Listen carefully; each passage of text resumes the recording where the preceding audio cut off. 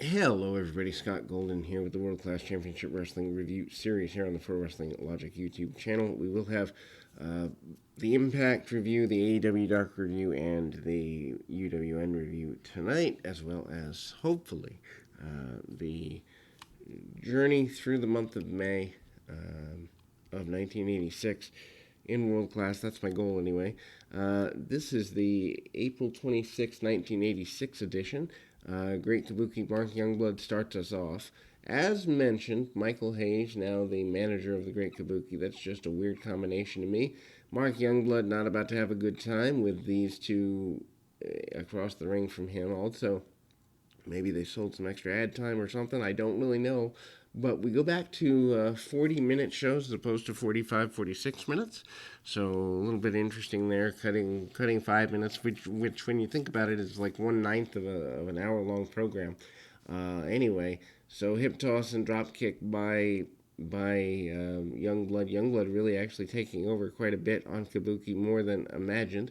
Hits the flying forearm as well. Youngblood beginning to look like I'd say upper mid card star in the area after several months. And I will say, whoever books, whether it's Johnny Mantell or Gary Hart or whomever in the world class area, does do a good job of getting newer people over, but doing it within about a 4 to 6 month time frame. There is a method to the madness. It's pretty consistent.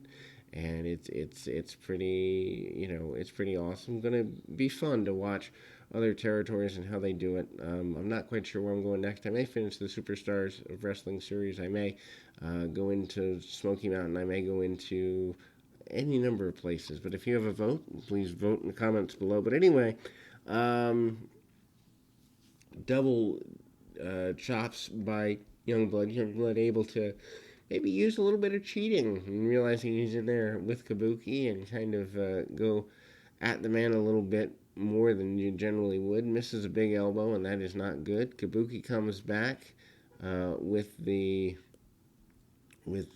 choke out, and Kabuki also hits a kind of the tongue and death grip style maneuver. Kabuki gets your victory here to open the show. We then go to a live event style situation. The Freebirds and Kabuki versus Von Erichs and Bruiser Brody. All three Freebirds and Kabuki against the Von Erichs and Kabuki and all that. But anyway, I mean there's a lot of chaos there. I don't even necessarily know that this is a full-on match or kind of a brawl. The official seems to have lost all control when we come in, and we come in the middle of it. I'll just kind of call the action, but there's a beatdown on Brody by all three members of the Freebirds. We do see a Von Erich run forward with a chair. Believe that to be Mike Von Erich, and they kind of go through for a little bit. Bruiser Brody already busted open. It takes a couple of minutes to get Brody out of the ring. Very rare to see Brody in a compromised position here in world class. So maybe an extra bit of money in the pay envelope there. Don't really know what to make of that. But anyway, the Freebirds are happy with themselves on the outside of the ring, to say the very least. And Lance Von Erich in there. I believe Mike Von Erich. Nope, that's Kevin in there, and so Kevin and Lance tagging up. Kabuki joins, I believe, Kerry along with them. Anyway, Michael Hayes finds himself in Kevin's hands, and that's not exactly a place he wants to be. The main reason I know it's Kevin is because, well, bare feet, and that is a Kevin Von Erich thing if there ever was one. Anyway, Lance Von Erich comes back, and we then see Michael Hayes take back over. Hayes is a guy who knows how and when to slow down a match when necessary. Pacing, one of the things Michael Hayes is a little bit better than most people at.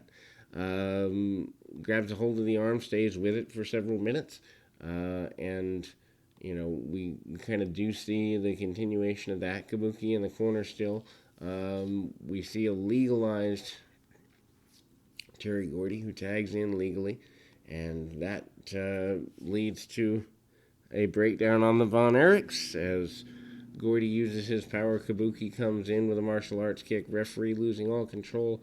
Kind of missed the days of the multiple referee concept here, as certainly in a 6-man or 8-man tag, multi-man matches, that's when that particular stipulation makes the most logical sense. Maybe they only had one referee at the house show, as is most common. And believe it or not, for those that go to even independent shows today, promoters will cut corners by booking only 1 or 2 referees. Back suplex by Lance Von Erich on Michael Hayes. Tries to get to the corner to make a hot tag, but instead Kevin comes in with a big series of drop kicks and big back body drop. You see a lot of chaos with the Freebirds Von Erichs. Obviously, they're going to go at each other at the Texas Stadium in a couple of weeks. Michael Hayes breaks down the match and gets running elbow drop, knee drops, and the like. To think that we actually see 2 matches with Hayes in this program really kind of shows you also kind of how thin the roster is. Carry Von Erich in here as well, or no, that is Mike. But hey, when Terry Gordy comes back in, Gordy tries to get every advantage he can.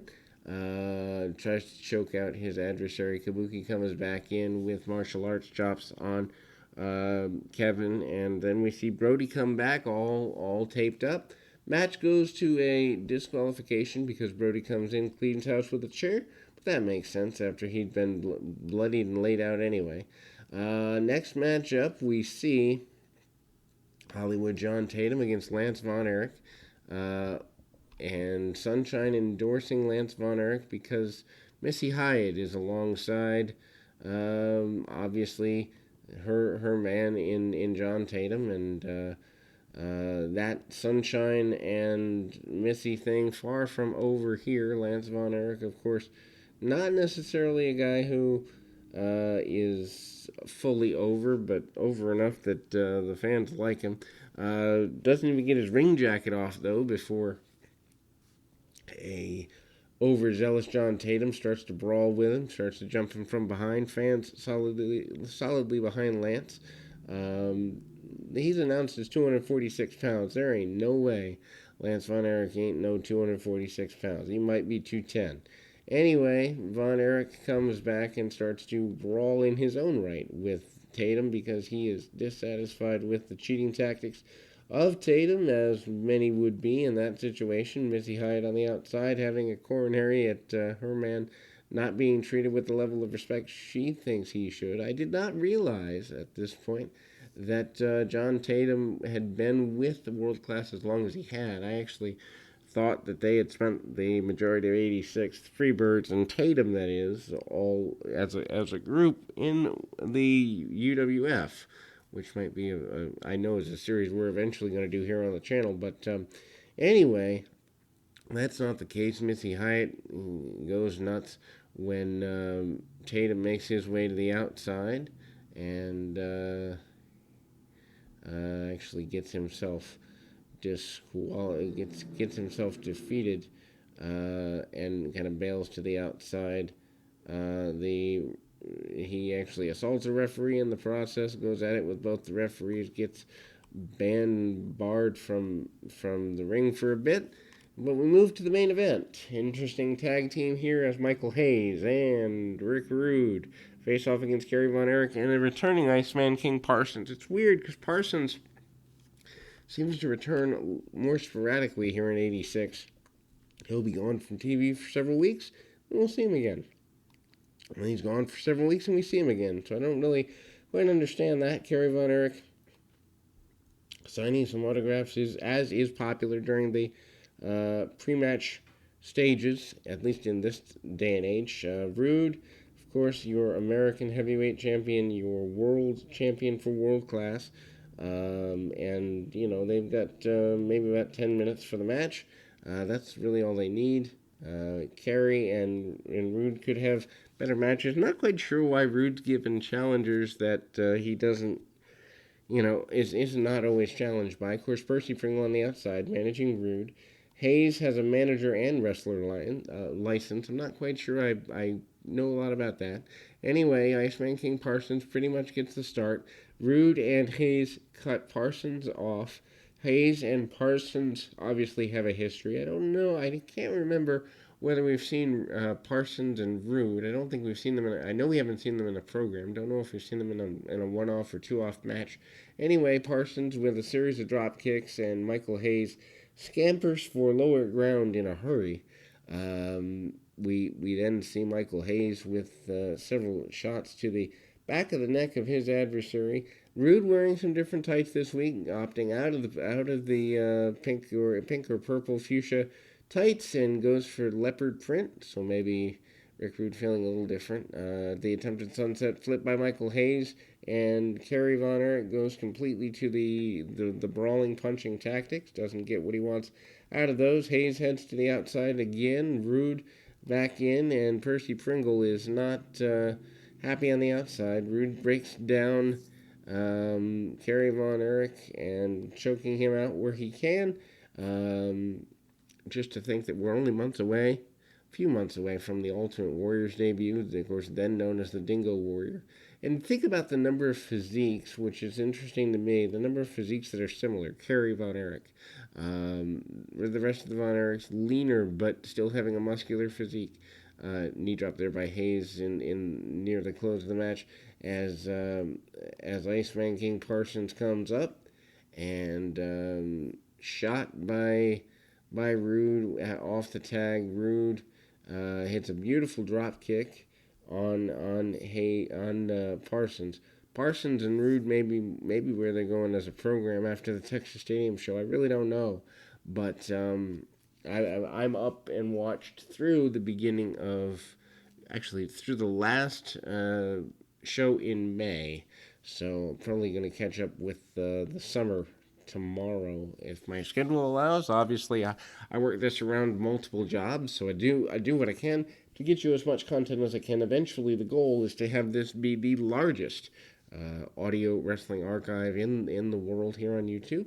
That's the goal anyway. So amazingly, Rude hits the DDT on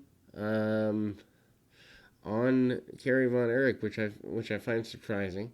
Michael Hayes goes out and gets a weapon and starts beating Kerry Von Erich with it, and they continue going. I think he's using a studded belt in preparation for their Texas Stadium deal. Anyway, that's the way we close April here in 1986, and needless to say, lots of action here in World Class.